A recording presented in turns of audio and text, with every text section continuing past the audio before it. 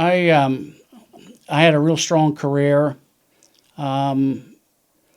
Spent most of my life in research and development of fairly high-tech technologies.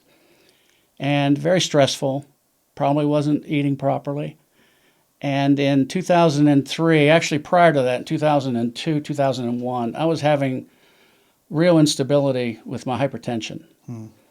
It wasn't uncommon for me to spike a blood pressure of 280 over 160. That's pretty high. And I would be put into I could actually feel the pressure in my eyeballs. I thought my eyeballs were going to come out of my socket. And off to the hospital I would go. They would knock me down. So that was the prelude to a lot of medical tests to figure out what in the world was going on. I didn't smoke. I did drink beer at the time. And what came back was a little shocking. They thought I had a coronary artery disease. But I went through all the tests, the stress tests, the sonograms. They did a few CAT scans. Couldn't find what it was.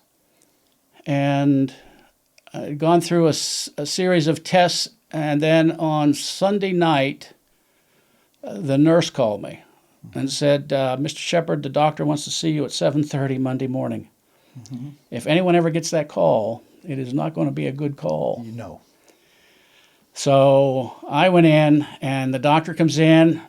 He has nothing. He just comes in, sits down on a little stool with wheels on it, and wheels up between my legs. Wow. And puts his hands on my knees, and he says, Sam, he said, I got some really bad news. And I said, what's that? I was 53 at the time.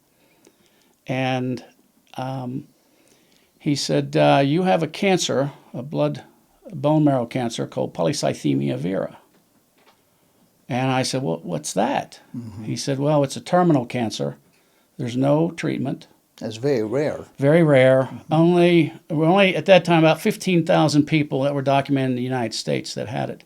But there wasn't enough people for Big Pharma to go develop a protocol to treat it.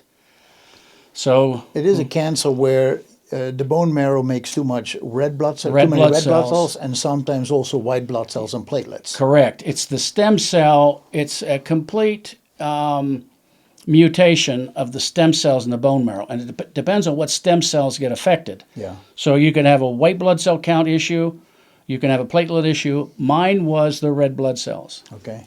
So normally people produce 3 to 6 million red blood cells every day. Okay. I was doing 35 million to 60 million every day. Wow. So my blood was like ketchup. And I ended up with an enlarged heart out of it.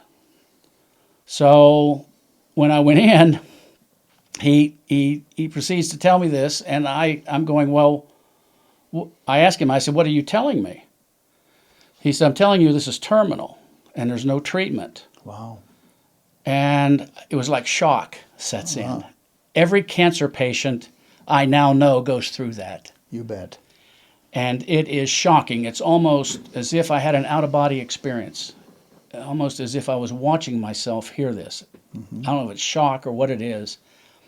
But he says, I asked him, I said, well, how much time do I have? He said, in your current condition, you have 10 minutes to 10 years. Interesting. And he said 97% of the people with this type of cancer will perish within 10 years. And I said, what about the 10 minutes? Yeah. He said, well, you could throw a blood clot to your brain, your heart, or your lung right now, and if it happened now, it would take me 10 minutes to declare you dead. Oh, wow.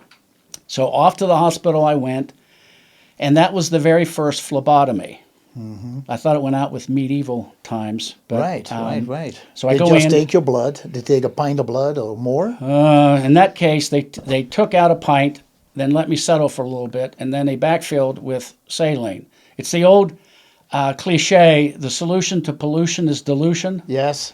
So that's what they were trying to step me down. Yes. So they took out a little more than a pint,